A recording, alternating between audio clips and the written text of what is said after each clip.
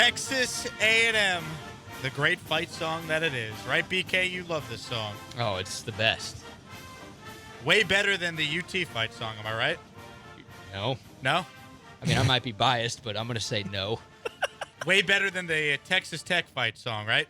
Also would be biased and going to say no. Way better than the University of Houston fight song, right, Andrew? That's true. No, absolutely not. That's true. All right.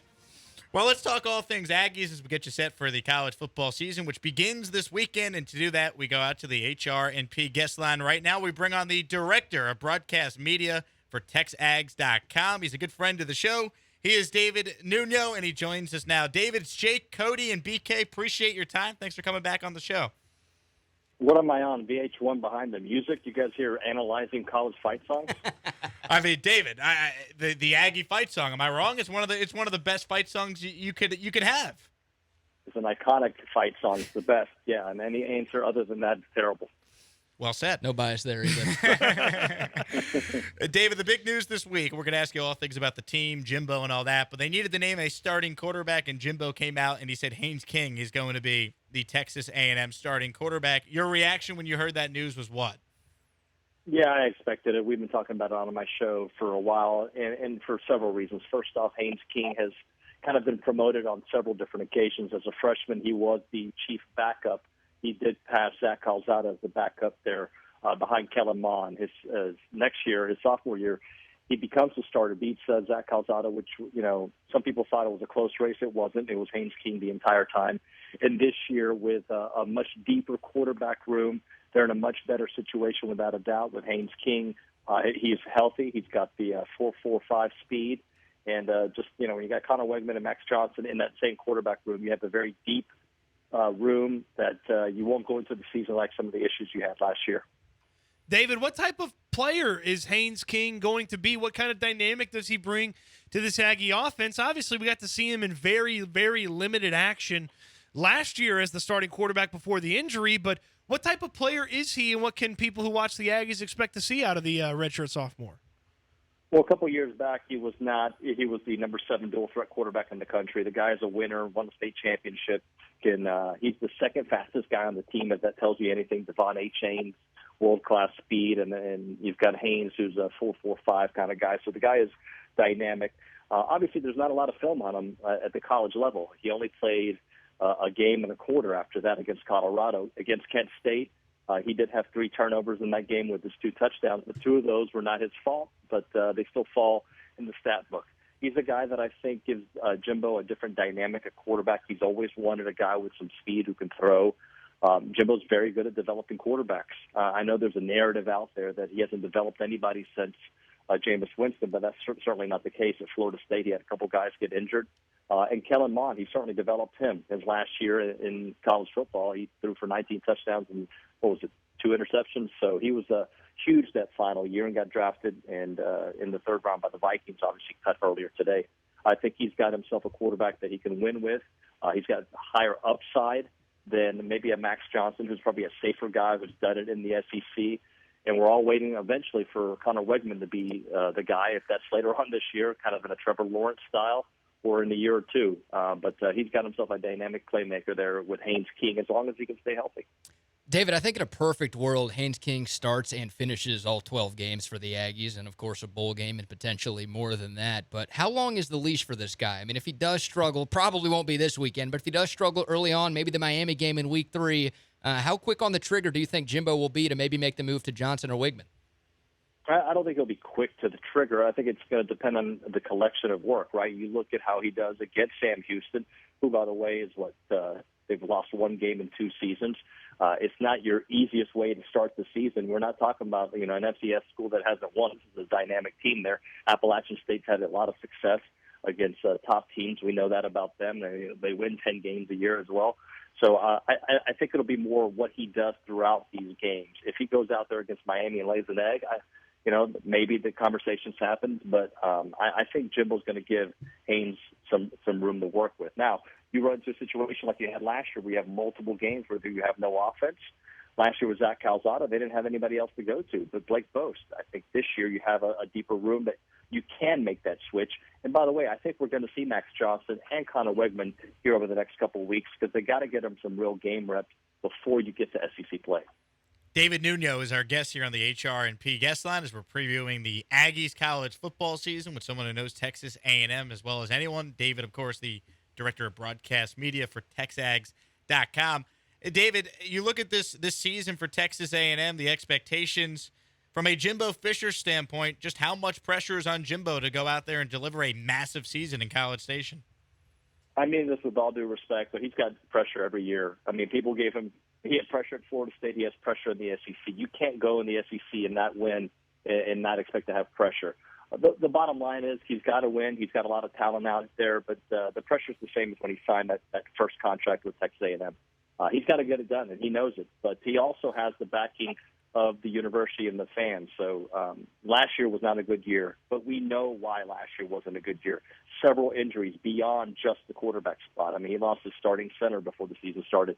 He lost a veteran wide receiver before the season started. His deep threat, Caleb Chapman, barely played last season. Chase Lane, his go-to guy, didn't play very much as well. So you had several different guys that did not play last year. Everybody points to Haynes going down. That's why they went 8-4, and they still could have won 10 games last year. They just could not finish those last two games against LSU and Ole Miss. So, yeah, he's got some pressure on him, but he's building something. They're going to be favored, at least as of today, in every game but the Alabama game, and that's because of the talent that Jimbo Fisher has been able to put together. Every game, Miami included, Arkansas here in the first month of the season, they're going to be favored because they have 5- and 4-star guys throughout that roster. David, we've talked a lot about the quarterback, but where is the strength of this Aggies team? Where can fans, when they watch the Aggies, see them display some of that talent? Well, Devon Achane is the first name I'm going to tell you because I think he is a Heisman-esque player. The guy last year almost rushed for 1,000 yards as a backup. He averaged 7 yards per carry. He's one of the fastest people in all of college football. He's a track star who played football, but that's not really the case. As Jimbo will tell you, he's a football player who can run track. The guy can hit the hole hard. He was the Orange Bowl MVP a couple years back. He is the best player on the team without a doubt. You've got Antonio Johnson on the defensive side, who's going to be a first-round pick in the NFL next year. Dynamic nickel safety who can do it all out there. And really, I think the strength of the team is good. Look, there are questions, right? You have a lot of young players on that defense that haven't been tested yet. But the strength is going to be that defense once again. When you have 5- and 4-star guys in the trenches on the offensive and the defensive line, and also the secondary that might be the best secondary they've had since Aaron Glenn was back there, and that tells you how long it's been. I really think that the defense will be the strength.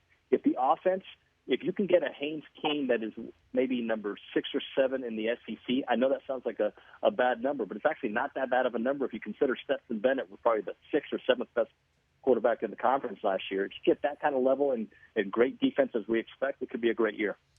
I know you know this, David, and I know most A&M fans know this as well. This is a young Texas A&M team, but everybody, of course, Aggie fans, but everyone across the college football landscape is going to be paying attention to this historically good recruiting class that Jimbo Fisher was able to bring in. It's always a little dangerous to be reliant on true freshmen to make an impact, but golly, some of these guys might be so good that Jimbo won't have a choice but to play them. Who are some of these true freshmen that you think could make an impact this year? Well, so, we talked Connor Wegman. I don't think this is his year yet, but he is a 5-star quarterback, and he's going to get his day if it's next season, if it's at the end of this season, or in 2 years. But Connor Wegman's going to be a dynamite college football player. The name that most people need to start writing down right now is Evan Stewart, their wide receiver. They have not had a deep threat in a long time here at Texas A&M. They hope that Caleb Chapman could stay healthy and provided that. Evan Stewart is the one. He is the number one wide receiver, one of the top recruits in all of the country last year, and he does not act like a freshman. He is a day-one starter. He's a day-one playmaker. He's the kind of guy that can stretch out the field, and they're going to use him. They're going to use him quite a bit. Walter Nolan's another name. He was the number one recruit out of the he's a defensive tackle from Tennessee who is going to be a mammoth player. The beauty with Walter, though, is they don't have to force him to be a starter on day one, but he's going to get a lot of minutes out there, a lot of plays, I should say.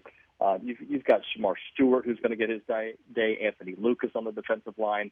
That D-line is peppered with 5-star guys that can play right now. Gabriel Brownlow-Dindy, who's just gotten healthy again, he's out there playing. So a lot of guys there. And also in the secondary, Bryce Anderson's going to to play quite a bit. They are loaded there in the secondary with guys that can play day one.